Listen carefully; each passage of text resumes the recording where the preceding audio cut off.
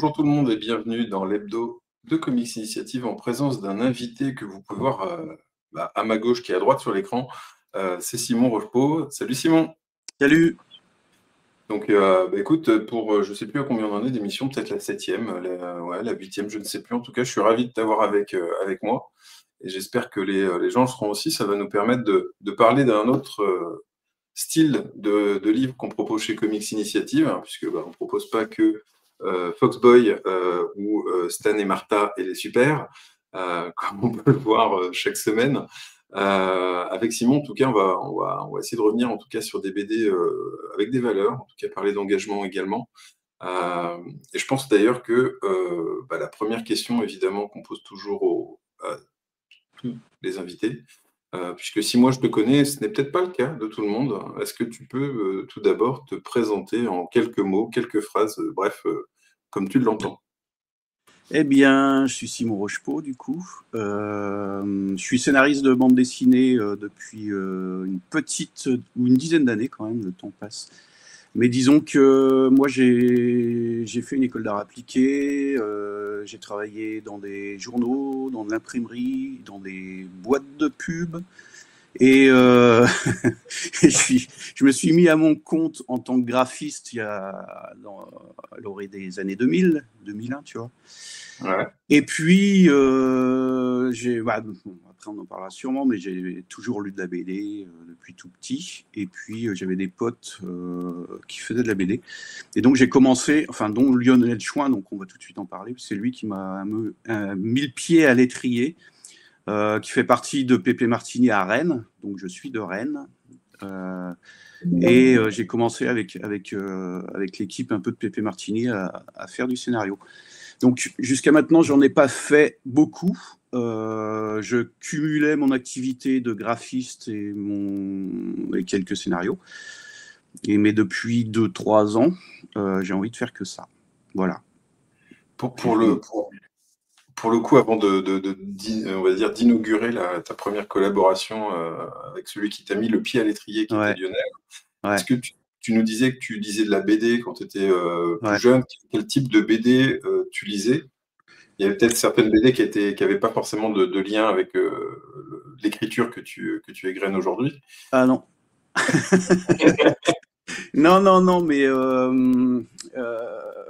ouais, c'est tout un parcours, mais c'est marrant parce que tout le monde a des parcours, raconter des parcours particuliers avec l'univers, on va dire, de la BD. Mais moi, je suis gamin dans les années 70 et mes parents nous font lire en fait les classiques de Tintin, Lucky Luke. Astérix évidemment, et puis après ça s'élargit un petit peu, mais vraiment la BD franco-belge quoi. Et après moi, je lis ça, et puis à un moment je tombe aussi chez mes cousins un peu plus âgés sur les fluides glaciales, sur la revue Fluide Glacial, sur Gottlieb, sur Lelon, sur tout ça, et là ça me fait vraiment marrer quoi. Et le ton libre qu'il y a là-dedans, en fait, c'est une révélation aussi. Donc ça devient une BD un peu plus adulte. Et puis comme je suis dans une école catho, en fait, toutes ces BD sont interdites. donc ça m'excite encore plus de lire des Gottlieb, de lire Pervers Pépère, et ça me fait vraiment marrer. De coller ça de coller des strips dans mes cahiers, etc. Et en fait, je pense que j'aurais aimé me faire gauler par les curés avec ce type de BD. Et puis après, je deviens. Je trouve que tu vois, c'est vraiment important finalement d'avoir pu avoir accès à ça chez de la famille qui avait sans doute des idées plus ouvertes que la mienne, quoi. Ouais. Et du coup, ouais, c'était quasi interdit, Gottlieb. Alors que quand je vois la vie qu'il a eue, je veux dire, c'est un auteur vraiment important et pas si, enfin plutôt finalement sérieux, quoi. Enfin, je veux dire, ce qu'il raconte, c'est sérieux. Ce qui pouvait passer, c'était quand même Gottlieb, lié avec merde. Du coup, les dingos dossiers, quoi. Ouais. Ça bric-à-brac. Ouais. Ouais. Tout ce qui d'ailleurs est à nouveau de mémoire dont il recommence de nouvelles éditions d'ailleurs ces dernières Ouais. semaines. Ça montre Ouais. l'importance qu'avait Gottlieb en tout cas et qu'il l'a toujours Ouais. aux yeux en tout cas de ceux qui l'ont découvert. En tout cas, moi Ouais. j'étais plutôt dans les années 90. Hein, je l'ai découvert pas en tout cas à la sortie entre guillemets. J'étais Ouais. un peu un parcours similaire au tien. Et Ouais. qu'est-ce qui t'a.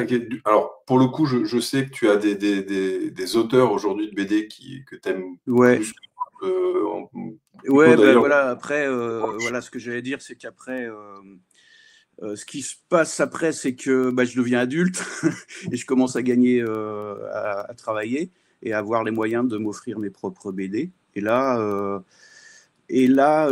j'élargis largement le spectre et je tombe sur des BD comme celle de Baru. Et donc, une qui me marque vraiment, c'est L'Autoroute du Soleil, par exemple, qui est, tu vois, le format, c'est chez Casterman, je crois, et puis le format, machin, noir et blanc, ça se lit, c'est de l'aventure et en même temps, enfin, c'est un road movie, quoi, avec des personnages hyper attachants. Après, il y a Les Pauvres et Malades, tu vois, dans les références de BD, avec des personnages vachement forts de losers et quand même avec un fond assez drôle, mais lourd quand même, et social. Et puis, je sais plus comment ça se fait, mais en tout cas, je me retrouve bien aussi dans cette BD-là.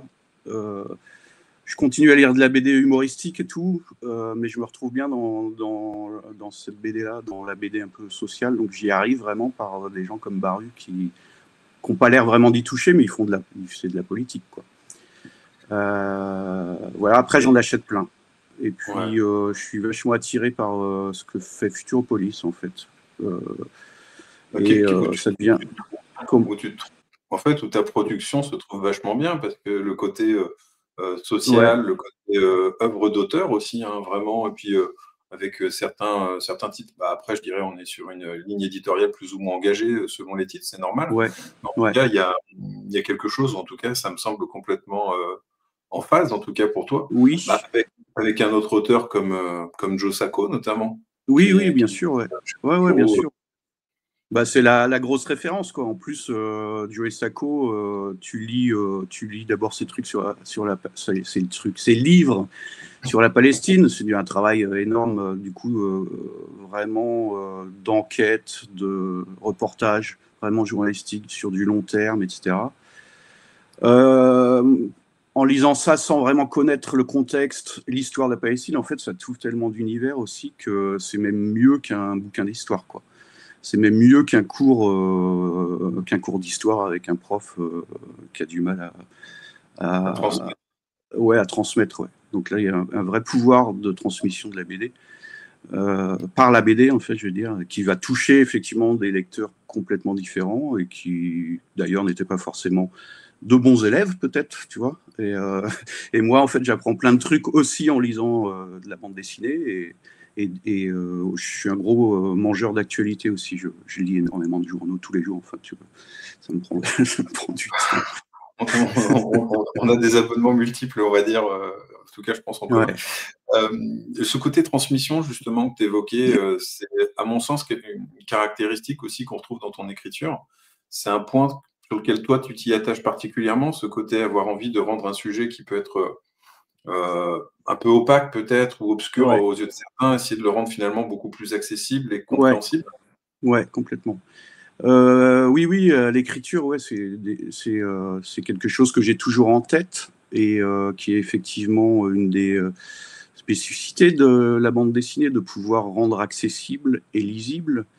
Mais pourquoi ça? Enfin, pourquoi? Enfin, j'ai pas trop réfléchi à ce que je voulais faire au moment où j'ai commencé à faire de la BD, parce que finalement, celle qu'on a fait avec Lionel, c'est une fiction, mais qui touchait à des sujets qui me passionnaient, en fait. Donc, c'était l'histoire de la Seconde Comme Guerre mondiale.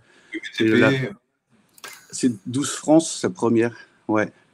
Waouh, t'as, Ouais, t'as tout apporté. Le mec, il travaille là. je fais semblant, je fais semblant. Comment, Michael, éditeur, mais il sait tout faire, en fait. Il a tout, quoi.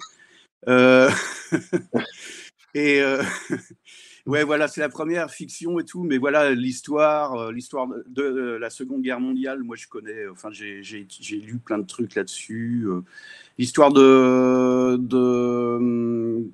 comment dire, on voulait l'appeler Démission au départ, ce bouquin, parce que finalement c'est quelqu'un enfin le personnage principal qui est un carriériste pur et dur et qui va finalement démissionner de toutes les valeurs qu'il a juste pour faire carrière, sauf que ça va lui porter malheur parce que comment dire, il s'attache pas à la bonne personne dès le départ. Donc voilà, ouais. Ça arrive souvent dans la Après, vraie vie. ouais, voilà, ça dénonçait ça. Et en même temps, le personnage était tellement mal aimable qu'on n'avait pas du tout envie de s'attacher à lui. Donc après, tu corriges aussi les erreurs de tes débuts. C'est-à-dire que je pense que quand tu as un personnage que toi-même, personnage principal que toi-même tu as du mal à soutenir ou à défendre, c'est difficile. C'est difficile pour le lecteur ensuite de suivre le. Donc bon, après moi la frustration de là-dessus, enfin c'était pas une frustration, mais c'est après je me suis dit, ce qui m'intéresse c'est d'aller voir les gens en fait, c'est d'essayer de ouais, enfin en tout cas sur des sujets contemporains, on va dire, sur des sujets actuels, c'est d'aller à la rencontre en fait. Et c'est quand même aussi un des trucs que permet l'écriture de bande dessinée, c'est d'aller voir les gens. Mais c'est pas si simple que ça, puisque quand t'as pas fait de bouquin, aller voir les gens en disant je vais essayer de raconter ton histoire ou ta vie ou une période de ta vie, les gens ils peuvent te prendre pour un charlatan ou quelqu'un qui va jamais rien faire de ce que eux vont t'apporter, quoi. Donc la deuxième, ça a été assez difficile aussi. Mais du coup, je suis en train de beaucoup parler là. Ouais, non, c'est très bien, parce que ce que j'allais te dire, c'est juste avant d'évoquer L'homme au bras de mer, c'est sur cette première BD, du coup, qui date de 2013, Ouais. déjà. Ouais, je te disais 10 ans, mais c'est 12 ans. Plus. 12 ans.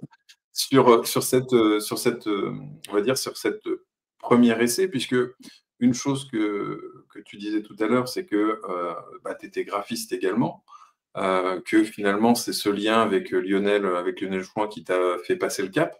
Ouais.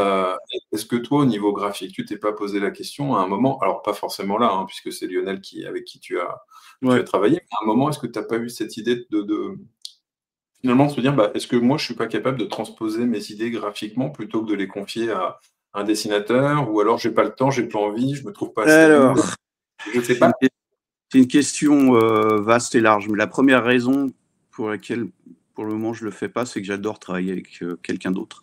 J'adore voir les dessinateurs à l'œuvre, au travail.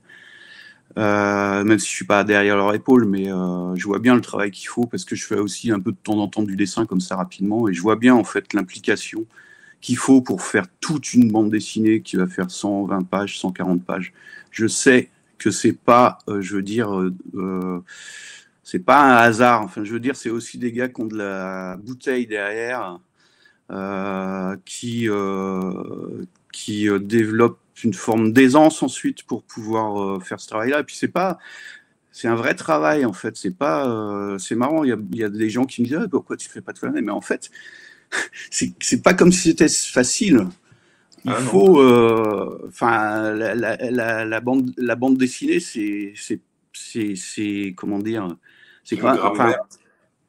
Ouais, c'est ça, ouais. C'est des logiques, c'est vraiment de savoir jouer avec le rythme, avec les cases, avec la façon pourquoi on va tourner la page. C'est pas seulement d'ailleurs du texte, c'est évidemment quoi. C'est tout ce que le dessinateur fait passer à travers son style de dessin, parce qu'évidemment ils ont pas tous le même style. C'est une écriture qui est personnelle, sensible et qui exige du temps et c'est du temps sur une vie en fait pour arriver un jour à faire un bon livre. Le premier n'est jamais, à mon avis, toujours réussi, le premier livre pour un dessinateur, ni même pour un scénariste. Mais peut-être le 10e, il va devenir vraiment bien et bon, parce qu'on apprend de ses erreurs et parce que. Mais voilà, moi, j'aurais pas la patience en fait de travailler toute une journée, même sur un dessin ou sur une page. Je trouve que, enfin, c'est des métiers qu'on dit passion, mais ouais, je pense que c'est pas. Ouais, je suis admiratif en fait des gens qui font ce métier-là. Vraiment, j'ai une vraie admiration de leur travail. Ouais. Et donc, pour le coup, cette première collaboration avec Lionel t'a visiblement traumatisé, puisque tu as mis beaucoup de temps à écrire l'album suivant, 4 ans après. Je rigole en disant traumatisé, hein, évidemment, c'est une boutade, je précise. Ouais. Donc Bah, là, c'est pas le même travail du tout, du coup, parce que là, c'est un travail où je c'est là mets. où le journalistique, entre guillemets, se secoue un petit peu, hein, pour avoir un peu suivi, entre guillemets, la jeunesse du livre. En tout cas, tu as découvert ça en étant à Rennes, c'est ça? Ouais, L'histoire de ce Somalien et de son procès, entre guillemets. ouais. Oui, c'est ça. Bon, premier bouquin, voilà, j'en étais pas non plus, autant le dire, pas complètement heureux et satisfait. Enfin, surtout, j'avais pas envie de m'arrêter à ça. Je sais pas. Après, c'est hyper ambitieux. On est tous, on met quand même pas mal. Enfin, en tout cas, j'ai l'impression de mettre pas mal d'ambition aussi dans les bouquins, plus ou moins réussis, plus ou moins ratés, etc. En tout cas, à la base, c'est d'essayer de faire les meilleurs bouquins possibles. Et là, c'est autre chose, c'est que je tombe, oui, voilà, sur l'histoire de trois pirates somaliens qui sont jugés à Rennes. C'est un copain journaliste qui suit le procès. Et quand je lis les comptes rendus dans Ouest France, quoi, je me dis, mais c'est quoi exactement leur histoire? Là, on n'a que des comptes rendus un petit peu froids d'audience, de procès, etc. Mais vraiment, j'ai envie de savoir pourquoi ils sont là, qu'est-ce qui leur est arrivé. Et ça a mis du temps parce que bah, comment dire, avant d'écrire la première ligne, en fait, il faut déjà trouver la confiance des gens qui sont des vrais personnages réels. Du coup, c'est pas des inventions. Il n'y a aucun des personnages dans les BD qui n'ait pas existé. Ils sont tous vivants.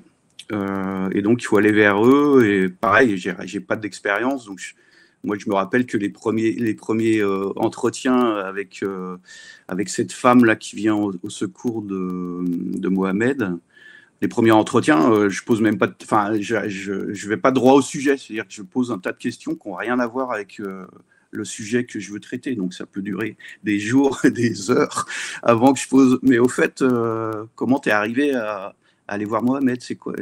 Et là, de commencer à rentrer vraiment dans le vif du sujet. Et Mohamed, avant de pouvoir aussi aller le voir en prison, je suis passé par pas mal de. Enfin, il faut des autorisations, etc. Donc, c'est aussi du temps. Et puis, une fois que le premier entretien en prison, c'est pareil, tu lui demandes pas, ah tiens, comment ça se fait que tu es devenu pirate? En fait, ça. Puis moi, j'avais pas, je dis souvent, j'avais pas pas de crayon, Ouais. pas de Encore carnet bien pour aller en entendu. prison. Donc, j'enregistrais tout dans ma tête. Donc, je rentrais et puis je commençais à reprendre des notes. Et quand je retournais le voir, j'essayais de vérifier si je m'étais pas planté. Donc, c'est aussi beaucoup de temps. Et puis, jusqu'à aller voir son avocat. Enfin, tu vois, tous les gens qu'il faut rencontrer avant de bâtir un scénario. C'est un tas de notes, avant de savoir comment on va raconter cette histoire. Donc, ça prend du temps. Et Et c'est. dans un cadre comme ça, où il y a beaucoup de rencontres, beaucoup d'échanges, à quel niveau tu arrives à placer le curseur entre le côté où tu peux t'attacher à des personnes et du coup influencer un petit peu sur peut-être la perception de l'histoire. Là, on parle en tout Ouais, cas de Mohamed, de son ouais, jugement, de son procès, parce que ouais, c'est pareil. ouais, Euh, J'entendais que tu étais déjà surpris de voir que pourquoi un Somalien est-il jugé en France, ce ouais, genre de choses. Et ouais, entre son incompréhension, sa propre vision, presque, on peut se faire du dossier ouais, sans le connaître. ouais. Euh, Bah, comment on trouve sa place en tant que narrateur là-dedans? euh, bon, je crois qu'on est, enfin, en tout cas, on est des éponges. Donc, il y a un moment où, mais pour Mohamed, mais encore plus pour le dernier bouquin que j'ai fait, avec Ali Arkadi, où j'ai capté son histoire, mais j'avais parfois l'impression que ça devenait super lourd pour moi parce que j'étais comme je sais pas moi, quelqu'un qui finalement fait accoucher. Et donc finalement, tout ce que lui, ce que eux ressentent de douloureux, c'est toi qui prends cette douleur-là à un moment. Donc il faut pouvoir effectivement prendre du recul et pouvoir se détacher de ça. Et ça peut aussi, c'est aussi une partie après accouchement, quoi, qui est douloureuse pour nous, auteurs, parce que je pense que ça l'a été aussi pour le dessinateur Isaac Wentz. Là, tu es en train d'afficher le dernier, qui est vraiment une histoire très, très dure. Plus dure que celle de on va y revenir après, mais c'est vrai que ouais. je voulais montrer que le Ali Arcadi dont tu parlais, c'était notamment Ouais. lié à l'album qui est sorti il y a peu, qui s'appelle L'homme qui en Ouais. faut. Mais c'est pour ça que j'en parle, parce que c'est plus frais la façon dont j'ai travaillé dans ma mémoire, plus que celle de Mohamed. Mohamed, il faut savoir que depuis, il est retourné en Somalie. On est restés potes, en fait, tu vois, même, enfin, tous les gens dont j'ai raconté l'histoire, on reste en contact. On est amis, en fait. On est comme, on a partagé. En fait, ces bouquins font aussi partie de leur vie, finalement, une fois qu'ils sortent. C'est assez curieux comme histoire. C'est-à-dire que effectivement, on raconte une partie de leur histoire, ça fait un livre dont ils sont plutôt satisfaits parce que je travaille avec eux, parce que je leur fais lire des passages, parce qu'on n'arrête pas de s'interroger, on n'arrête pas de se poser des questions, etc., de faire en sorte que aussi pour leur famille, ça soit accepté. Dans le cas d'Ali, où il y a des scènes qui sont très intimistes, donc de lui demander évidemment à chaque fois si c'est possible de le faire, son autorisation et comment on le fait, comment on le dessine. La BD permet aussi ça, c'est-à-dire qu'elle n'est pas frontale, on peut suggérer plus que montrer, quoi. Il y a un peu moins ce problème lié à l'image par rapport on va dire, aux personnes que tu racontes, que tu mets en scène. Une vision, quand je dis moins frontale, effectivement, on n'est pas sur de la photo, sur un film. Pour le coup, on a une interprétation aussi qui peut parfois, en tout cas, prêter à aussi un recul nécessaire par rapport à leur propre vécu. Ouais, c'est ça. Et L'homme au bras de mer, qui, pour le coup, marque ta première collaboration avec Thomas Azuelos, puisque ensuite, tu t'es dit qu'il était bon peut-être de s'intéresser à un sujet qui est pas très éloigné. Là, c'est pas la Somalie, effectivement, c'était la zone de Notre-Dame-des-Landes à travers la ZAD. Ouais.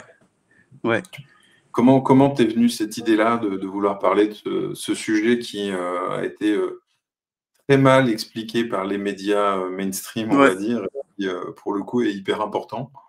Ouais. Bah, c'est un peu toujours le fait, effectivement, de lire les journaux, puisque je t'ai dit, j'étais un grand lecteur de presse, et de me dire, mais pourquoi on parle de comme ça? Enfin, c'était assez décrié, ces histoires de militants qui sont sur le terrain, qu'on traite plus souvent de voyous que de comment dire, en fait, pour moi, c'est des avant-gardistes. Tu vois. Comment? J'allais dire précurseur. Oui, précurseur, ouais. Ils ont peut-être, je dirais, un siècle d'avance sur nous. Je ne sais pas ce qui va se passer dans les prochaines années, mais en tout cas, je suis sûr qu'ils ont raison avant tout le monde. Et c'était aussi voir comment ils vivaient au quotidien, donc ça veut dire aussi aller les voir. Et là, encore une fois, le médium BD est tout à fait, respecté par eux. C'est-à-dire que, comme ils sont toujours dans une forme d'anonymat, ils savent que c'est pas leur vrai portrait photos qui vont être sur les pages. Ça va être une interprétation de leur physique. En plus, en général, ils aimaient beaucoup. Il y avait des vrais lecteurs de bande dessinée. Ça leur parlait complètement, quoi. Voilà, toujours pour cette histoire d'avoir la bonne distance, de pouvoir faire des portraits assez anonymes. Voilà, donc ça leur a plu. Avec Thomas, on est resté plusieurs jours, week-ends, semaines avec eux pour comprendre comment ça fonctionnait. Et je t'avoue que sur cette BD, Thomas est encore allé plus loin que moi. C'est une coécriture, parce que parce que lui, il était vraiment touché par, plus que moi encore, par ces gens-là, à tel point que je crois qu'à un moment, il avait envie de s'installer avec eux, quoi. Et Ouais, on sait que la vie dans la ZAD n'est pas simple, entre guillemets, parce que c'est vrai ouais, qu'entre guillemets, ouais, ce côté déjà solidarité, ouais, un mot souvent d'ailleurs, je trouve, qui émaille en ouais, fait ta carrière. ouais, Là-dedans, la question qu'on peut se poser, c'est que quand on a l'imagerie de la ZAD, on a aussi l'imagerie, je dirais, de l'autorité en face. Il y a des événements comme ça auxquels tu avais assisté ou que tu n'as pas juste retranscrit, mais vu de tes propres yeux? des trucs violents, pas forcément. Bah, après, j'ai fait quelques manifs. Non, c'est des manifs plutôt pacifiques.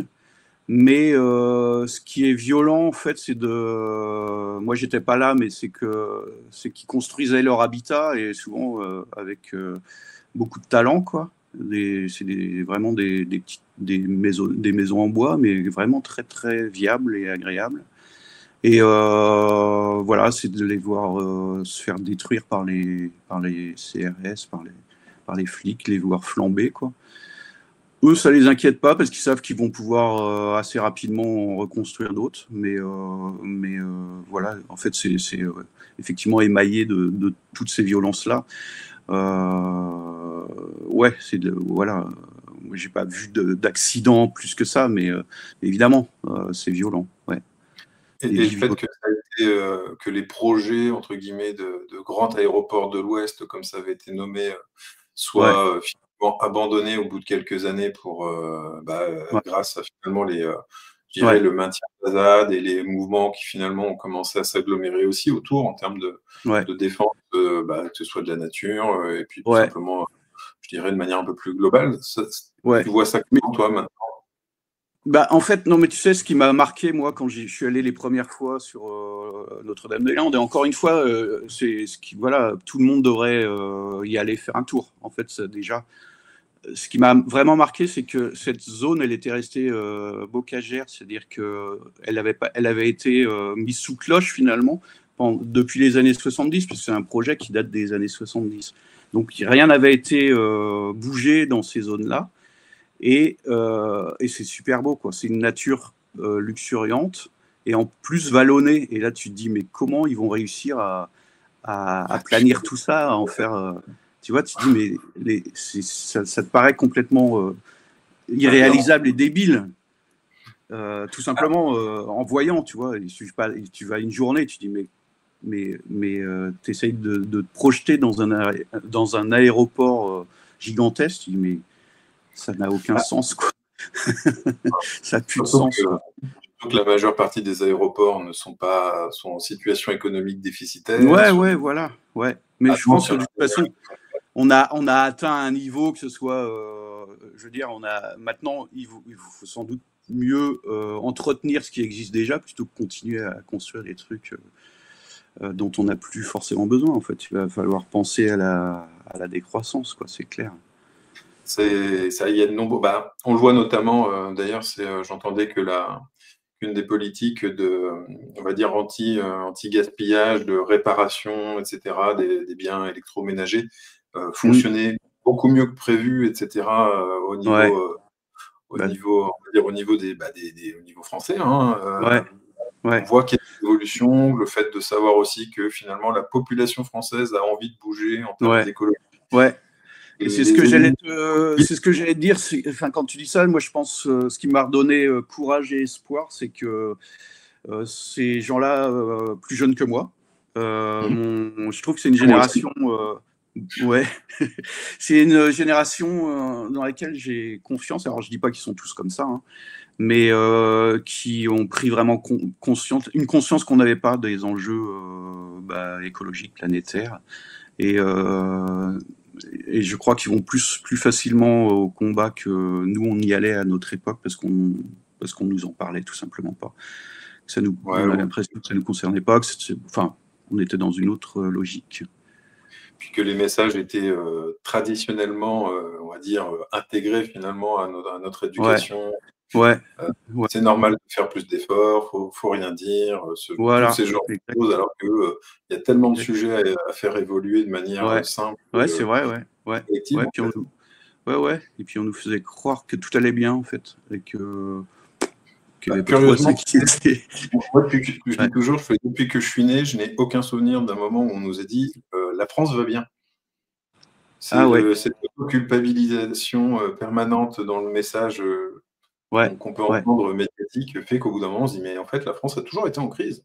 ouais, ouais, Est-ce ouais, qu'à c'est un vrai. moment, Ouais, ça va? Je pense que faut s'en ouais, écarter pour finalement, se donner de bonnes missions à évoluer ouais, et ça dépend beaucoup de la politique et là, tu vas voir ouais, le lien, ouais, dans ma exactement. tête, c'est justement de se dire que l'album suivant a Ouais, encore une autre connotation politique de ton ouais, côté puisque, Prénom Ina nous parle de, Ina Shevchenko, que ouais. l'on connaît notamment comme étant, c'est là où une des leaders, des Femen? Alors, c'était une des leaders et c'est devenu la leader. C'est-à-dire qu'elle a développé le mouvement à l'international. C'est un mouvement qui à la base était ukrainien et Ouais, qui se limitait au, je dirais, au contexte géopolitique de l'Ukraine, mais qui a très vite été suivi par des médias internationaux en fait et qui les protégeaient du coup ouais. dans dans les années 2018 à 2020, 2022, si mes souvenirs sont bons. Oui, c'est ça. Très Euh, apprécié, Comment? très Ouais, apprécié du régime russe, on va dire. ouais, ouais. Qui n'a pas été fondé par Ina Shevchenko elle-même, mais par trois amis de Kiev. Et Ina est arrivée, comme on le raconte d'ailleurs dans les deux BD, puisqu'il y a deux tomes, est arrivée un peu plus tard. Le mouvement était déjà existant à Kiev. Et elle l'a développé, quoi. Elle l'a développé et effectivement, elle en a pris le leadership une fois arrivée à Paris. Donc c'est toute cette. Nous, on s'arrête à son arrivée chez les Femen. On essaye de comprendre pourquoi elle en arrive là. Et pour rejoindre ce qu'on disait tout à l'heure, c'est que moi, encore une fois, l'espoir que ça m'a donné, ou en tout cas la leçon que j'ai retenue de ça, c'est que Ina, c'est une gamine, comment dire, qui est souvent, dont la famille est souvent humiliée déjà à Kherson, elle est de Kherson. C'est une famille vraiment de milieu très modeste, mais déjà elle sent que si elle veut, enfin, qu'il va falloir ouvrir sa gueule, en fait, je vais le dire assez crûment, si elle veut se faire respecter et si elle veut changer les choses. Et en fait, ce qui est impressionnant dans son parcours, c'est que bon, elle s'agrège à ce groupe-là, mais c'est une personnalité assez solitaire aussi, et qui va réussir à faire changer les mentalités, à influer quelquefois sur des lois, y compris en France, mais, mais elle est seule, quoi. Enfin, je veux dire, elle est assez seule pour le faire, quoi. Cette volonté-là, cette volonté-là, et puis d'arriver à ce niveau de politique aussi, enfin, je trouve ça remarquable.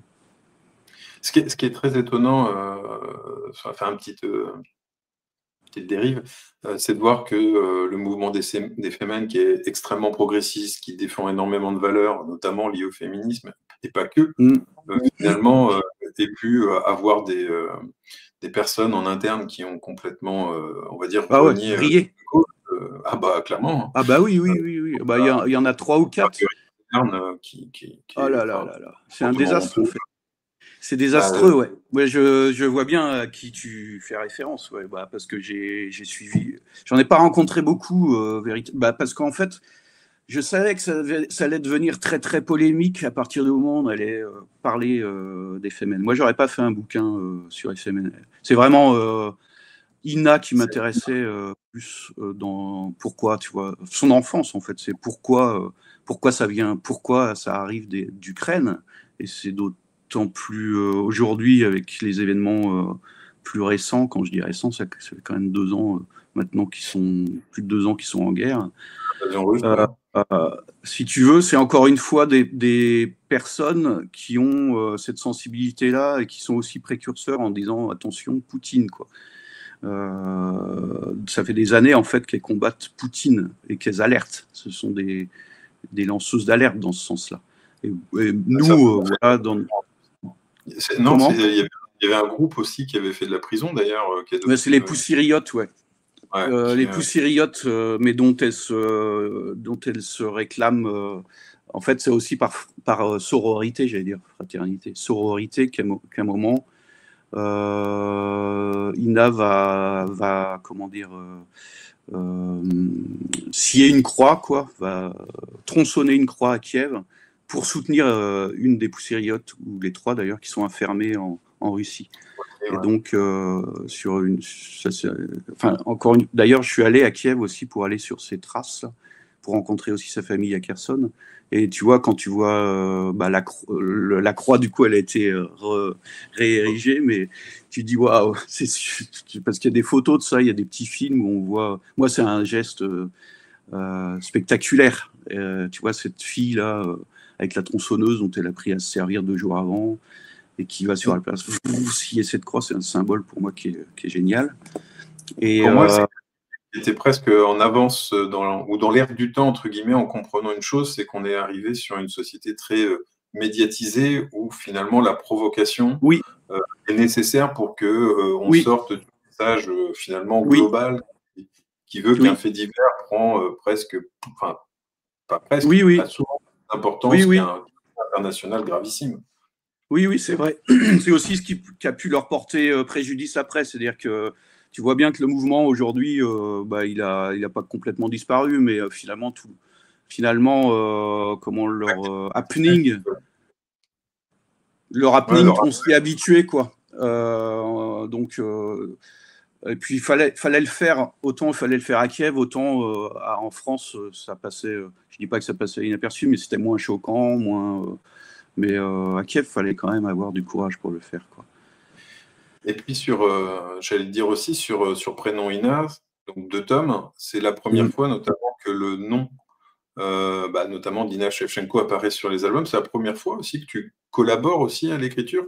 Pourquoi l'avoir nommé? Ouais, mais non, on peut le dire, il y a quand même un petit but commercial.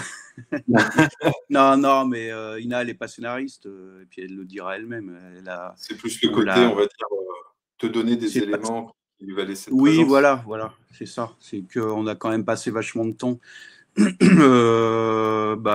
dirais pas sur des interviews, mais à parler, en fait, à parler de tout et de rien. Et elle est collaboratrice dans le sens où quand même, elle lit le scénario, mais voilà, c'est aussi des échanges, hein, c'est aussi des choses sur lesquelles on n'est pas d'accord, des choses qu'elle se dit, ah, t'es sûr qu'il faut en parler? Bah ouais, moi je trouve que c'est important d'en parler. Et puis je voulais pas faire une hagiographie, et j'espère que les gens qui l'ont lu n'ont pas pris comme une hagiographie. Je veux aussi, c'est une personnalité, mais elle a, comme tout le monde, ses défauts, donc enfin, je veux dire, quel intérêt d'en faire qu'un personnage évidemment courageux, mais c'est pas que ça, c'est aussi quelqu'un qui était à un moment un petit peu carriériste aussi, quoi, qui voulait vraiment toucher la politique, même si depuis elle en a sûrement été déçue, elle a pris d'autres voies, mais voilà, il y avait tout ça que je voulais montrer. Je sais. C'est ça qu'il faut retenir en fait de Prénom de la série, enfin des 2 tomes de Prénom Ina. Tu n'es pas que dans la complaisance du tout. Au contraire, tu racontes. Il y a un côté. Non, mais ouais. Voilà. Mais pour la ZAD, c'était pareil. En fait, ce qui est important pour moi, c'est de garder mon libre arbitre. C'est-à-dire qu'à un moment, quand je sens qu'il y a des trucs qui moi me choquent ou me plaisent pas, je le dis en fait. J'essaye de le ou des choses. Enfin, la ZAD, ok, magnifique. Enfin, tu vois, une utopie, etc. Mais qui a ses revers aussi. C'est-à-dire dans l'accueil, par exemple, des personnes les plus vulnérables, ils n'étaient pas toujours à la hauteur. Enfin, tu vois, du coup, j'ai envie de questionner ça. Je ne voudrais pas que ça soit que sur un prisme heureux ou idéaliste non plus, quoi. Et donc, pour tous les bouquins, c'est un peu pareil. Mais voilà, on disait le nom d'Ina sur la couverture et le nom d'Ali.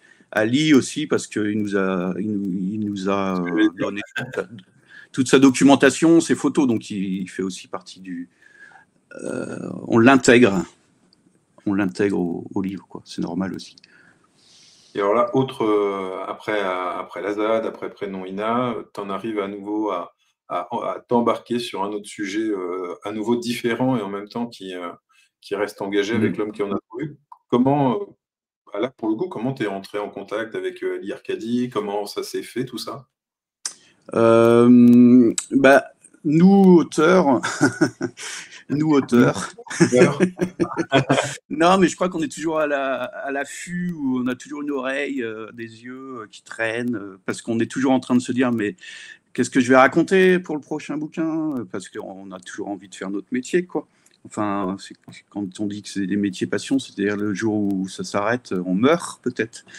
Donc on est toujours à se dire quel sujet va nous intéresser. Et là, en l'occurrence, on était avec Thomas Azuelos à Bayeux. Bayeux, qui est un grand rassemblement de correspondants de guerre, sur une semaine, tous les correspondants de guerre internationaux se retrouvent à Bayeux. Pourquoi Bayeux? Parce que c'était la première ville française libérée en 1944, à proximité des plages du débarquement. C'est la première ville où le général de Gaulle a fait son discours de retour en France. Et ils ont gardé, je trouve que c'était une idée intéressante de se rejoindre tous les correspondants de guerre, donc les reporters de guerre à Bayeux, pour des tables rondes, pour des expositions, pour des discussions, pour un petit salon du livre aussi. Et on s'est retrouvé là donc avec Thomas, et le samedi soir, il y a une remise de prix. Il y a un tas de documentaires, des journalistes envoient leurs documentaires, et il y a un jury de professionnels qui remet un prix. Et Ali Arcadi a reçu le prix le plus important du festival, qui est le prix de reportage photo, quoi. Et c'est là que nous, on était dans le public et on l'a vu récupérer son prix. Et on avait aussi vu ses photos, donc sur un grand écran. Et c'est ce contraste, en fait, encore bizarre, où tu te dis, c'est un gars plutôt, c'est pas timide, mais... Réservé. Ouais, c'est ça, ouais. Alors que moi, encore une fois, dans mon imaginaire, les correspondants de guerre, c'était des warriors, quoi. C'était des marmules, pas du tout. Encore un préjugé. C'est un peu une vision c'est un peu une vision d'ailleurs où on les voit caricatural. Oui, non, enfin c'est pas ce que j'allais dire de ça.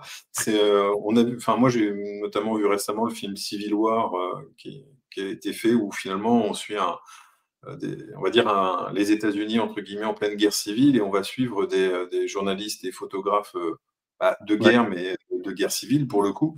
Et c'est vrai que l'héroïne qui est comment s'appelle, Kirsten Dunst pour le coup est partie. Elle est taiseuse au possible et c'est peut-être voilà, c'est pour ça que ça ne surprend pas forcément énormément de voir. C'est peut-être une façon aussi de se protéger de toute l'horreur qu'ils peuvent voir. Ouais. Oui, c'est ça. Et comment dire, il y a aussi on parle que d'hommes, de reporters, mais la profession se féminise aussi. Donc voilà, c'est encore des questions. Mais comment ce gars-là en est arrivé là? Pourquoi? Enfin, toutes ces questions qu'on voit nulle part, dont on a les réponses nulle part.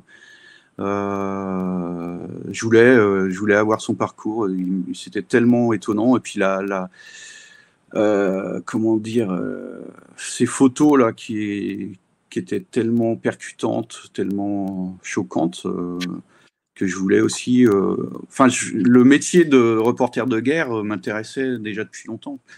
J'avais aucune idée de comment ils allaient sur le terrain, comment ils vivaient sur le terrain. est-ce qu'ils étaient tout seuls avec leur appareil photo? Mais là, en fait, finalement, non. Enfin, il y a une forme de protection autour d'eux. Ils sont souvent embarqués avec des gens de l'armée. Ils ont souvent une équipe autour d'eux. Ils sont rarement seuls. Ce qui différenciait d'Ali, c'est que lui, il n'avait ni, comment dire, rédacteur. Il était là pour des photos, mais finalement, c'est lui qui a tout fait. Donc, le rédacteur, lui, n'était pas. Normalement, tu joues à 2 ou 3. Lui, il n'avait pas de fixeur. D'où les dangers qu'il a encourus et dans lesquels il est tombé. C'est ce qu'on raconte dans la BD, quoi. Donc, comment? J'allais dire, n'hésitez pas à aller voir sur Instagram, il y a des photos vraiment assez incroyables, en tout cas qui, moi je trouve, évoquent tout le temps quelque chose. Voilà, c'est aussi effrayant que. Mais tu vois là sur la photo que tu es en train de montrer, c'est une photo évidemment impressionnante. Mais tu vois qu'il y a un gars qui est en train de filmer à côté. Il y a sur la droite, gauche. Il y a même sur la gauche de l'écran, mais à sa droite à elle. Il y a un soldat qui est en train de filmer. Et donc c'est toujours la position du photographe dans ces cas-là. Ali, il est au bon endroit. Ali, il connaît la femme qu'il est en train de prendre en photo. Il lui a parlé avant, il va lui parler après. Il connaît la famille, il connaît tout ça. Et c'est ce qu'on ignore, nous, en voyant les photos, c'est qu'on ne sait pas ce qui se passe avant ni après. Donc c'était aussi... la BD est un moyen de raconter ça. Puisqu'évidemment, on n'a pas non plus toute la documentation. Lui, Ali, va nous raconter et on va pouvoir mettre ça en image.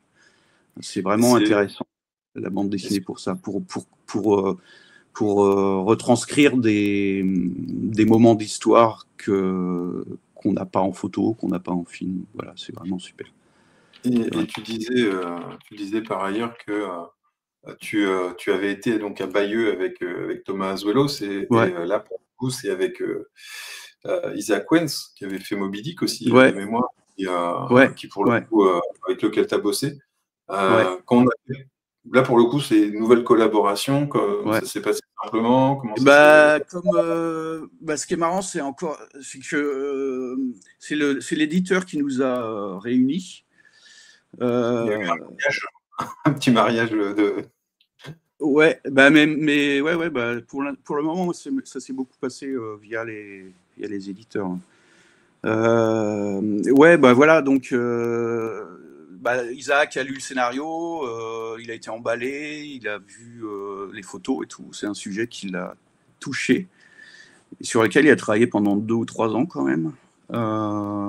Et dont moi je suis super content du résultat.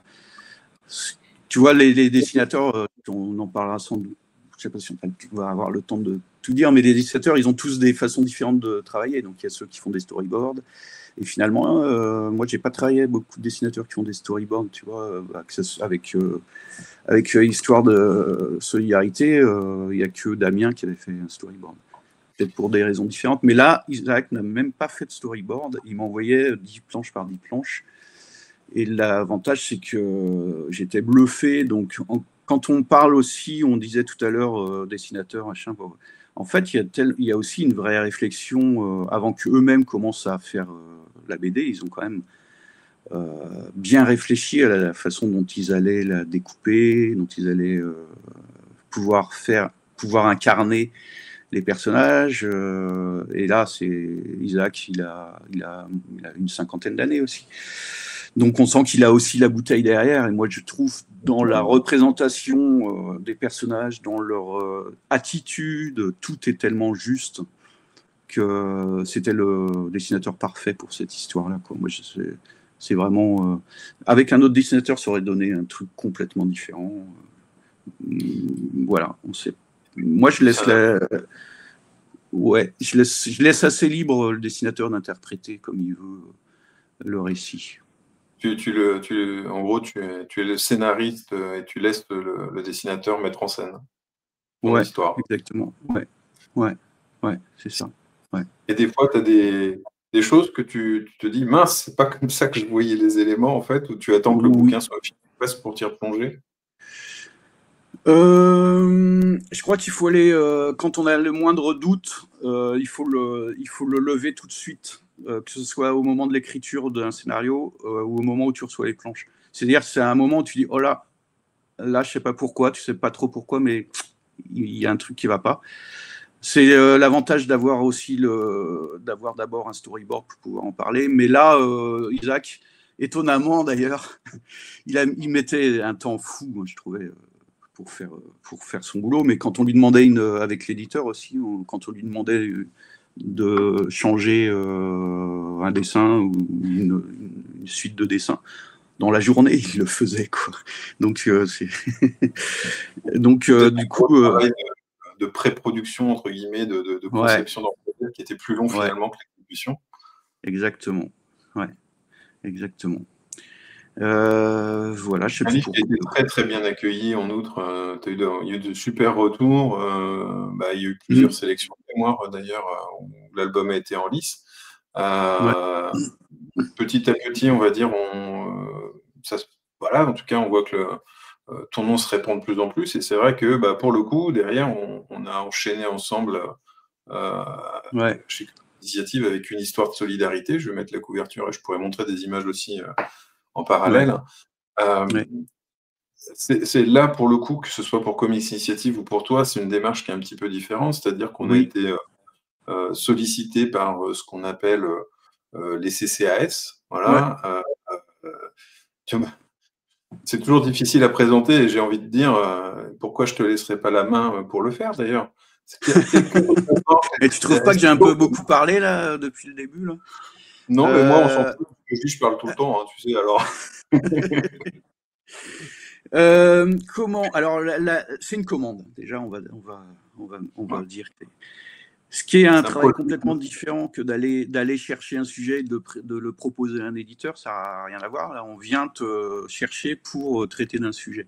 Alors, pour l'anecdote, la façon dont ça s'est passé, c'est passé d'abord par notre ami Laurent Lefebvre et par les gens de Quai des Bulles, puisque la CCS est partenaire de Quai des Bulles. Donc, ils ont Ouais. là, à Quai des Bulles, un vivier d'auteurs. Et la CS avait déjà fait 2 bouquins, dont un donc avec Laurent Lefebvre, Ouais. Refuge, et un autre avec Nicobi et Joub qui s'appelait Envie. C'est ça. Et J'ai eu le parlant plaisir. d'envie, ouais, en On parlant est d'envie, ils avaient, de valeur, voilà, ça nous correspond. ouais, et il voulait raconter en bande dessinée la CS la CS donc qui est pour ceux qui nous écoutent, comment le Et premier, sociale ouais. activité sociale de l'énergie, voilà. Ouais, c'est ça. Donc, ils avaient envie de raconter les 80 années de leur histoire, puisque c'est un organisme qui a été créé après-guerre en 46, 47, et de passer par la bande dessinée pour raconter ça, pour encore une fois vulgariser, alors, dans le bon sens du terme, leurs activités et que ça soit accessible au plus grand nombre possible de lecteurs, dont les plus jeunes qui arrivent dans l'entreprise d'EDF. Donc c'est un comité d'entreprise, la CCAS, un grand comité d'entreprise très très porté qui défend beaucoup la culture depuis toujours. Et donc ce médium de la BD leur parlait. Des expositions, Ouais, certaines d'ailleurs aussi, on en parlait à Quai des Bulles, hein, ouais, il y a ouais, vraiment c'est une ça. implication extrêmement Ouais, importante et qui est presque invisible aux yeux du grand public de leur oui, oui, participation au quotidien.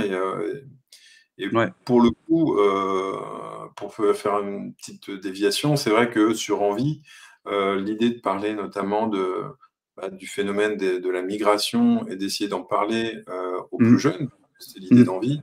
oui, Avec Nico et Joub, ils ont fait un formidable travail de ouais, pédagogie, de différentes trajectoires, etc., qui ouais, avait pour but principal derrière de nous amener à partager autour. Et c'est vrai que c'est un livre où les enfants le prennent facilement en main. Et, ouais, euh, et après ce premier galop d'essai, c'est vrai qu'il y a eu un avant aussi et après avec Refuge qui était en deux sections via Laurent, qui là au corps permettait d'aller plus loin et de montrer une ouais, vision qui d'ailleurs n'est pas très éloignée de la tienne, mais avec une approche différente, ce côté un peu témoignage, en fait, qui est hyper important. Et là, pour le coup, sur une histoire de solidarité, ça t'a valu une sorte encore finalement, il y avait un côté synthèse, en fait, pour toi, c'est-à-dire que tu étais à la rencontre de plein de gens. Oui, c'est ça. Finalement, un monde qu'on ne connaît pas. Ouais, c'est ça qui me plaisait aussi, c'est que y a la documentation, les journaux d'époque, etc., beaucoup de livres à lire, mais aussi d'aller voir les témoins, puisque la majorité sont vives. Après, c'est vraiment la génération qui est là, le papy, là, le grand-père, il entre chez EDF en 46, 47. Quand je le rencontre, il a plus de 90 ans parce qu'il est inspiré d'un personnage d'une personne que j'ai rencontrée, dont je fais un personnage de BD. Il est décédé depuis. Donc c'est pour te dire qu'en fait, c'était vraiment aussi les derniers témoins de cette époque-là, quoi. Moi, je suis très heureux d'avoir pu le rencontrer, qu'il ait pu me raconter ses premières années de releveur-encaisseur chez EDF, et lui-même était un syndiqué dès les premières heures, un militant, etc. Donc voilà, on raconte. Lui, il m'a vraiment inspiré un personnage, et puis je me suis servi d'un second personnage beaucoup plus jeune, qui est sa petite fille, donc qui a une vingtaine d'années, qui n'est pas encore entrée dans le monde du travail, et qui découvre finalement la vie de son grand-père, la vie de syndiqué de son grand-père, la vie de militant de son grand-père. Et à travers son grand-père, c'est les amis de son grand-père. Là, on voit une amie qui, elle aussi, est militante, qui est aussi inspirée d'une dame que j'ai rencontrée, dont les parents étaient résistants.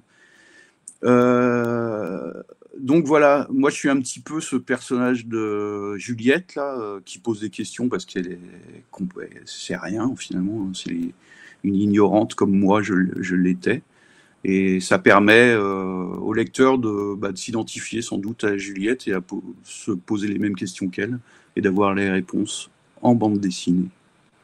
Ça permet aussi moi je trouve en tout cas qu'il y a une...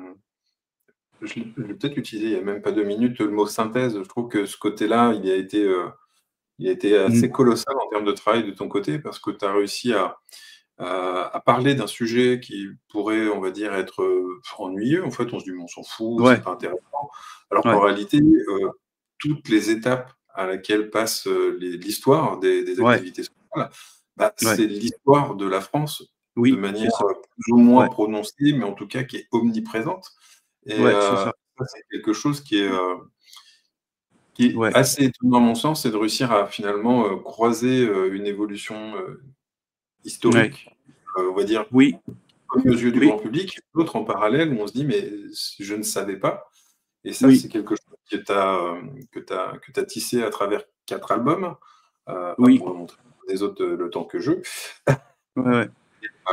Et pour le coup, ça a aussi exigé pour toi comme pour Comics Initiative, entre guillemets, un travail différent, c'est-à-dire qu'il a fallu qu'on travaille avec un rythme entre guillemets assez restreint. C'est vrai que tu prends généralement, j'imagine, plusieurs mois, voire années à concevoir une histoire.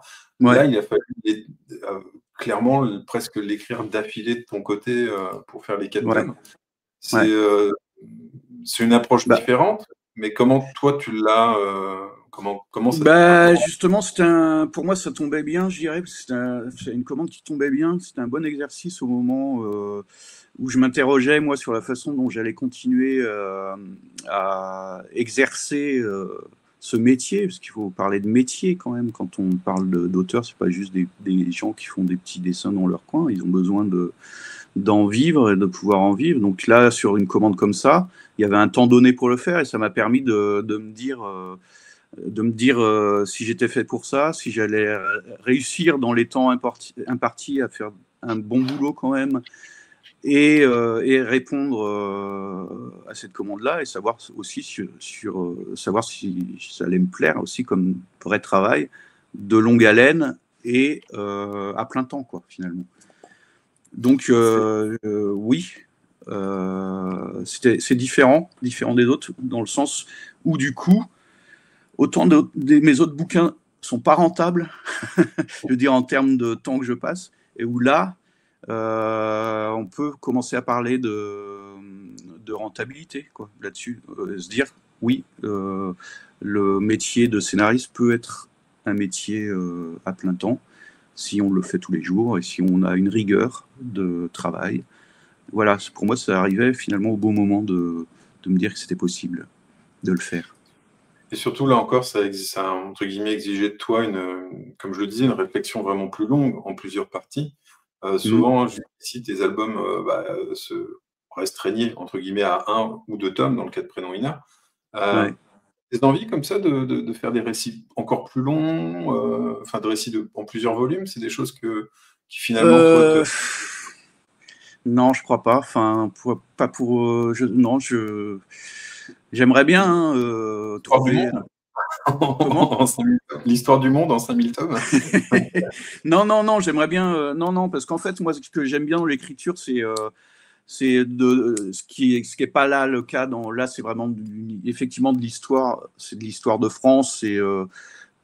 Oui, voilà, c'est l'aspect historique, mais du coup, on est moins dans la dramaturgie de personnages.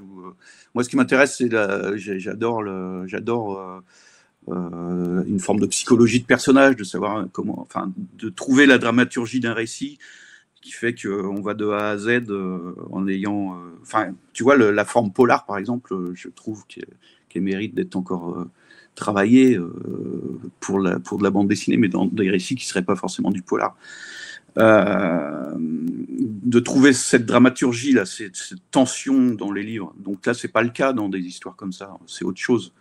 Mais j'aimerais bien, ouais, avoir trouvé un jour un espèce de héros récurrent qui aurait des histoires différentes dans des albums. Pourquoi pas? Je ne m'interdis rien pour l'instant, mais là, j'en suis pas encore là. Tu vois, je pense à comment ce bouquin que j'ai beaucoup aimé en 3 ou 4 tomes, où je me dis comment c'est bien travaillé au niveau scénario, là. Du coup, j'en parle. Qui est une uchronie aussi, qui est fait par Fabien Vellman, dessiné. Ils sont 3 ou 4, le Grand Atlas. Non Ouais, ok. Ouais, je crois que c'est ça. Ouais. Ouais.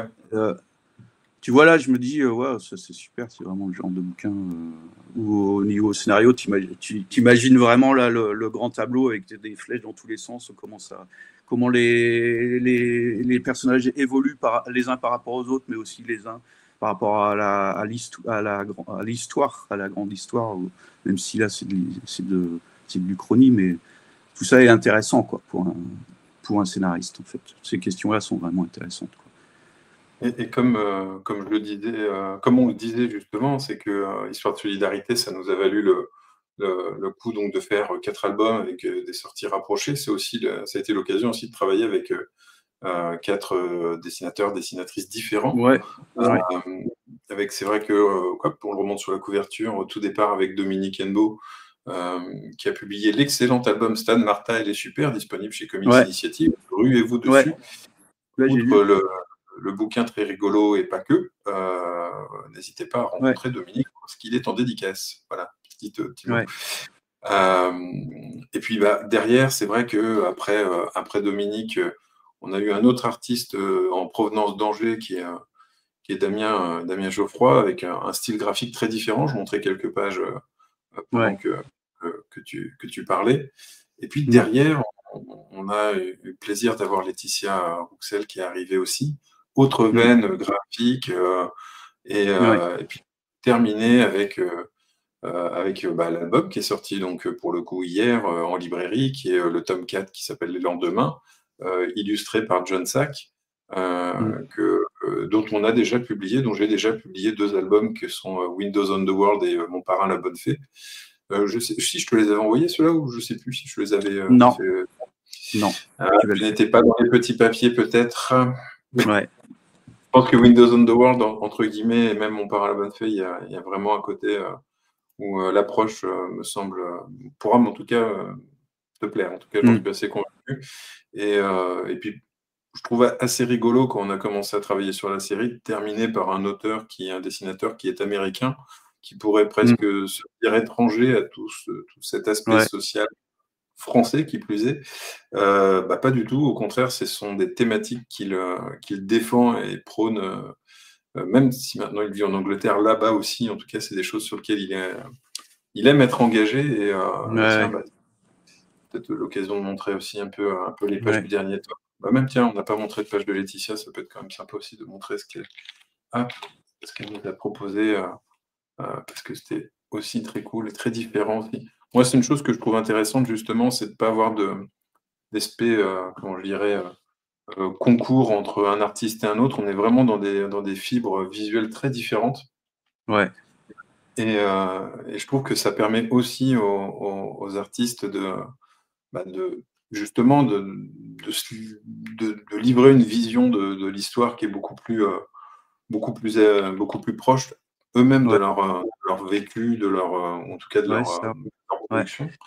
ouais, Et, il y a ça. Ouais. et Bah, puis et le, aussi par rapport au lecteur, quoi. C'est-à-dire que moi, ce que je trouve intéressant là-dedans aussi, c'est que les gens, bah, enfin, j'espère de la CS, de DF, qui vont avoir accès à ces livres-là, qui sont pas forcément des lecteurs de BD à la base, vont pouvoir se dire ah ouais, il y a des styles tellement différents pour raconter pourtant la même histoire, ou en tout cas une histoire sur la continuité, mais dessinée par des gens différents. C'est aussi une ouverture pour eux sur les styles graphiques, sur la façon dont un dessinateur s'approprie une histoire, dont il a choisi de la raconter, ne serait-ce par les couleurs, ne serait-ce par le rythme qu'il donne, ne serait-ce que par même le physique des personnages, puisqu'on a toujours Juliette qui traverse les 4 tomes, mais qui n'est jamais dessinée vraiment de la même façon. Je trouve ça intéressant pour le lecteur aussi de se rendre compte de ça, quoi. tiens, hop, c'est l'occasion de montrer un peu du tome 4 en parallèle. Hop, voilà, tiens, bah, on va aller voir Juliette Ouais, notamment. on voit bien que ça n'a rien à voir. C'est vrai que chacun apporte une veine vraiment différente. Puis Ouais, il y a un côté entre guillemets qui, moi, me plaît, c'est que c'est 4 écoles très différentes. C'est-à-dire que ouais, quand ouais, on passe du ouais, style complètement. dont j'aime bien décrire, une sorte de ligne un peu rude, un Ouais, peu pas ouais, c'est fade, mais vrai. épaisse, en tout cas Grâce de chez Dominique, a un trait Ouais, d'empreinte de tradition franco-belge, c'est ça. chez Damien, Ouais. un peu plus «nouvelle vague» entre guillemets, je sais pas, j'aime pas trop ce Oui, oui, oui. terme-là pour Ouais, définir le destin de Laetitia, puis ouais, ouais. un trait réaliste, Ouais, presque à l'américaine, en tout cas ouais, quelque c'est chose ça. qui est plus, Ouais, culturellement, ouais, ouais. dans la lignée de ce qu'on va dire la tradition des frères Hernandez. C'est vrai Ouais, il y a un côté très différent, ouais. qui permet aussi de finalement, de se pencher aussi sur une époque. C'est-à-dire chaque tome, de la manière dont tu l'as construit, nous permet Ouais, aussi de se pencher sur des périodes historiques précises. ouais, Et, c'est ça. Mm. et là où, pour le coup, comme le dit Hélène, elle a beaucoup de mal, par exemple, à suivre cette histoire en ayant plusieurs dessinateurs. Moi, je trouve Mm, qu'au mm, contraire, ça nous permet des fois alors, ça, c'est un point qui, à mon sens, peut être toujours sujet à débat, mais moi, je dis toujours que quand on a un côté où on a une bonne histoire, en fait, peut presque se passer d'un dessin plus ou moins bon.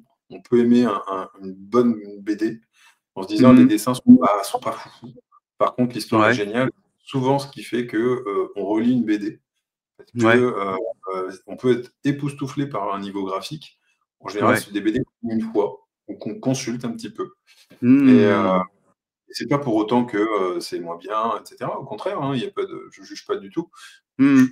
je dis juste que finalement, à terme, une bonne BD, c'est une bonne Ouais, histoire, servie en plus par un dessin, mais ouais, si l'histoire est bonne, on y revient toujours. Et, c'est heu, vrai. et peu et que Ouais. sur une série comme celle-ci, c'est vrai que ça aurait été encore plus compliqué, à mon sens, si il n'y avait pas ce point commun, ce fil conducteur qui est ta présence à l'écriture des 4 tomes.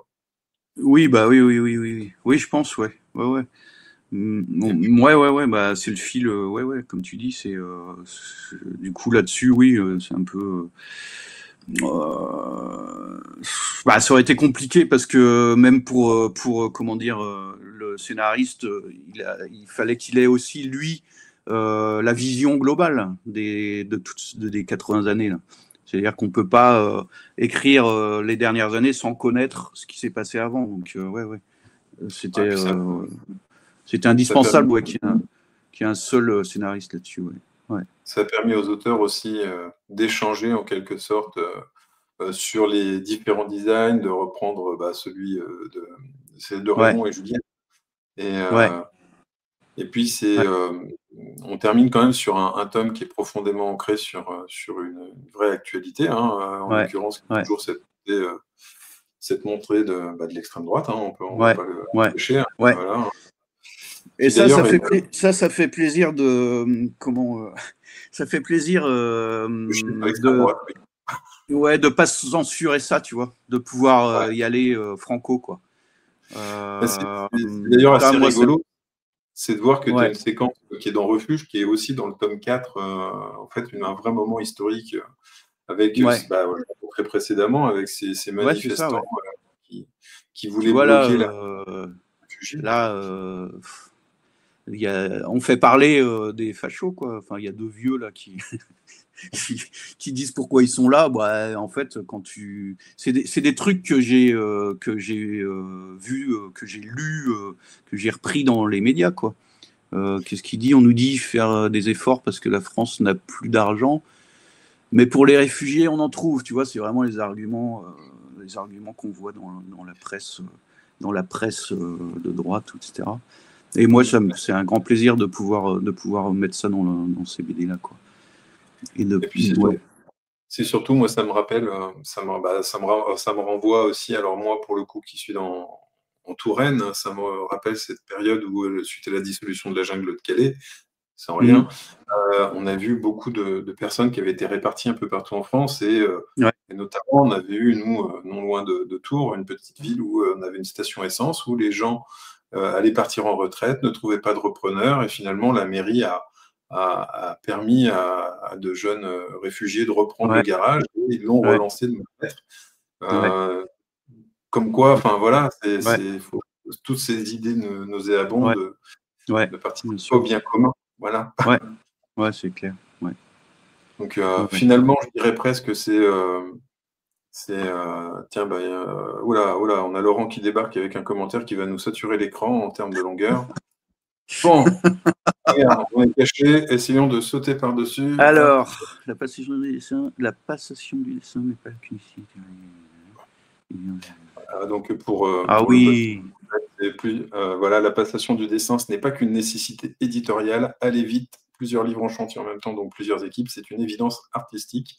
La solidarité étant le sujet, elle n'est pas incarnée en une personne ou un style, c'est un héritage, et à ce titre, comme un bâton relais qu'on se passe à chacune et chacun de s'en inspirer pour la perpétuer. Voilà. Ouais. Mais c'est un philosophe, Laurent, aussi, donc il va toujours plus loin. Il va toujours plus loin dans la réflexion que le reste des gens. Oui, il a raison.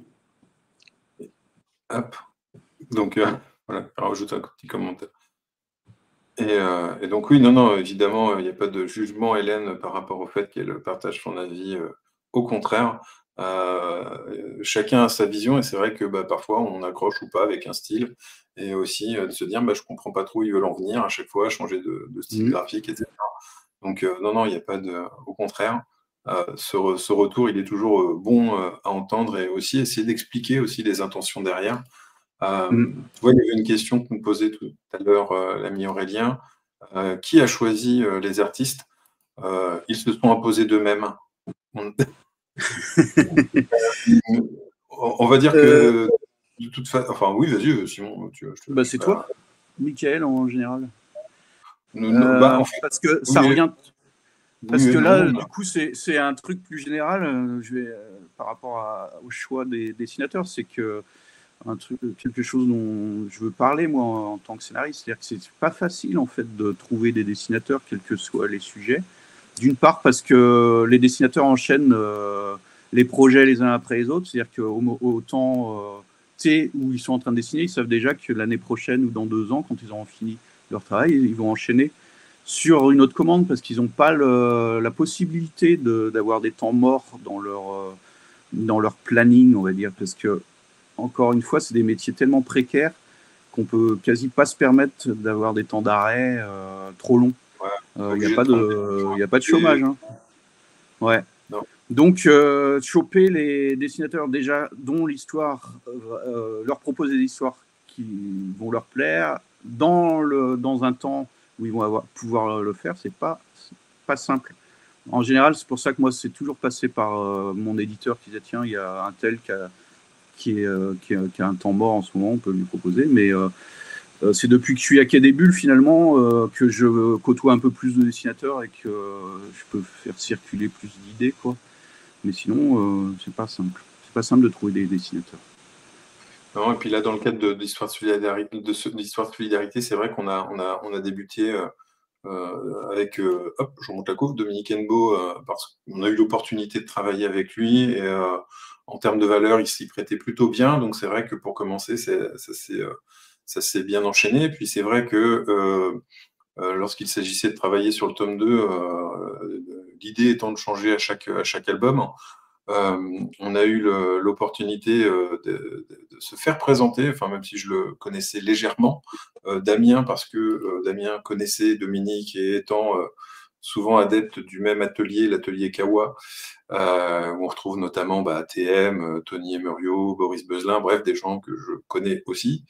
C'est vrai que c'était l'occasion de travailler avec Damien et de voir si déjà lorsqu'on a, outre Dominique, mis en place sur le premier, l'idée c'était aussi de voir si les approches graphiques, si les échanges avec les dessinateurs ou dessinatrices, entre guillemets, collaient aussi avec toi en termes d'échanges, etc. C'était quand même extrêmement important. Et puis, après, Laetitia, c'était quelqu'un avec qui que tu connaissais aussi, comme tu le disais tout à l'heure. Et puis c'est vrai qu'à l'origine, on avait prévu de travailler avec un autre artiste sur le tome 4, et comme tu le disais, les plannings font que, pour le coup, j'en suis venu à en parler à John, à l'occasion d'ailleurs, je crois, d'un Quai des Bulles, d'ailleurs, où il était venu.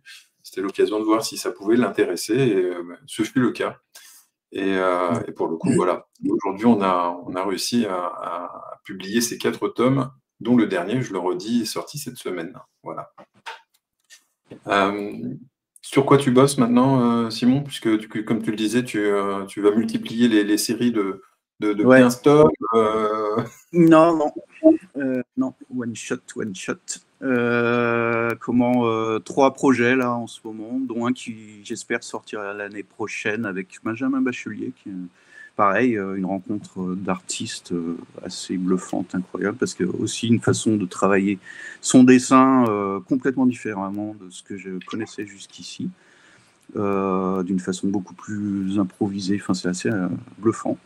Et comment? Je connaissais le nom, et c'est le clan des Autori, c'est ça? Des Autori sur lequel il travaille. Oui, c'est ça. Ouais. Et qui est un peintre en fait, plus qu'un gars de la BD. Enfin, il adore travailler sur des grands formats. Puisqu'on en parlait, Damien, c'était aussi une belle rencontre à qui j'ai proposé un scénario, et on sera édité aussi chez Rue de Sèvres. Ouais. Donc il est sur le storyboard au moment. Et c'est cool. Et pour le coup, les 2 titres en question, comment s'appelleront ces 2 titres? Alors, le bouquin avec Benjamin, c'est La chasse à l'enfant, et ce sera chez Futuropolis. Et le bouquin avec Damien, c'est Le fils du cosmonaute, et ce sera chez Rue de Sèvres, mais plutôt en 2027, Le fils du cosmonaute. Damien qui a une machine de guerre, mais qui a beaucoup de bouquins. C'est pareil, en fait, il travaille sur plein de trucs à la fois. Comme Benjamin Bachelier, ils ont toujours plein de trucs en même temps, quoi. Ils courent plein de livres à la fois. Mais tant mieux, ça veut dire qu'ils sont appréciés, qu'ils ont du travail. Voilà. Et là, pour le coup, c'est toi qui les as tirés. Avec Damien, c'est la première fois finalement que je vais chez un éditeur avec un dessinateur. Chez Futuropolis, je te dis, c'est plutôt moi qui propose des scénarios, et eux qui me disent tiens, on a pensé à lui. Ouais, c'est ça, ouais. Mais avec Damien, on connaissait pas non plus l'éditeur, et on a présenté un dossier comme ça se fait, tu sais, couramment. c'est d'ailleurs pas ce qui est le plus facile à faire, de présenter des dossiers. Moi, je préfère éventuellement parler en direct et avoir des billes et avoir ce rapport de confiance avec les éditeurs. Mais voilà, ça a plu assez rapidement et c'est parti. Et après, j'allais te dire, mais pour le coup, est-ce qu'il y a un sujet que tu aimerais raconter et qu'aujourd'hui te semble, t'as pas encore l'opportunité peut-être, ou je sais pas, parce que tu estimes ne pas avoir le recul, j'en sais rien, ou te dire que ça va être compliqué à faire. Ouais, il y en a plein. Il y en a plein, mais encore une fois, comment on les aborde et tout, mais puisqu'on en parlait, mais c'est ouais, moi, il y a un truc qui me tourne en tête depuis un petit moment, c'est l'éducation dans les écoles privées, les écoles de curés. Je pense qu'il y a peut-être moyen d'avoir un partenariat à Pau dans la région, je crois. Ouais. Pardon. Mais non, c'est vrai qu'il y a plein de sujets comme ça. Mais des sujets, c'est pas les sujets qui manquent. Après, c'est le temps dont on dispose pour les traiter. Effectivement, quel type de lecteur ça va intéresser? Moi, je me pose toujours ces questions. Ok, mais je m'adresse à qui? Si c'est des sujets trop personnels, pour moi, ça marche pas. En tout cas, je suis pas du tout dans des trucs qui seraient des thérapies pour moi ou de parler de ma vie. Ça m'intéresse pas en fait. Mais celle des autres m'intéresse plus. Et voilà, à qui ça s'adresse, comment j'en parle, quels moyens je mets en œuvre pour cette écriture-là. Moi, ça m'a pris effectivement énormément de temps de faire les sujets sur Ali Arcadi et tout ça, et financièrement, c'est difficile d'aller sur des sujets comme ça. Donc, il faut aussi pouvoir peut-être traiter d'autres sujets qui seront un peu plus faciles à traiter, demandant peut-être moins de temps. Mais je ne sais pas si ça m'intéresse. On verra. Et si je te laisse le dernier mot, que dirais-tu? Je dirais bienvenue à Quai des Bulles la semaine prochaine et qu'on boive des coups tous ensemble. Vous pouvez venir au moins dans le plus gros festival BD, entre guillemets, je dirais grand public, accessible et pas prise de tête. Un gros qui est plus polémique ces derniers temps que plaisant. Voilà. Ouais. Écoute, en tout cas, Simon, je te remercie. La semaine prochaine. Ouais. La semaine prochaine. Ouais. Écoute, merci beaucoup d'avoir participé. On va juste dire au revoir et remercier toutes les personnes qui sont arrivés, qui ont participé en tout cas aussi, parce que c'est vrai que j'ai pas forcément affiché tous les commentaires dans ce qu'on appelle le chat à l'époque, je sais pas comment on appelle ça aujourd'hui, le chat. Et puis en tout cas, ouais, on vous dit en tout cas à très bientôt. On va essayer d'en faire une pour la semaine prochaine, même en direct peut-être de Quai des Bulles, on verra. Bref, c'est pas les idées qui manquent, on essaiera. Et en tout cas, merci à toi encore Simon pour ce moment. Salut. À bientôt. Ouais. Ciao, ciao. Salut.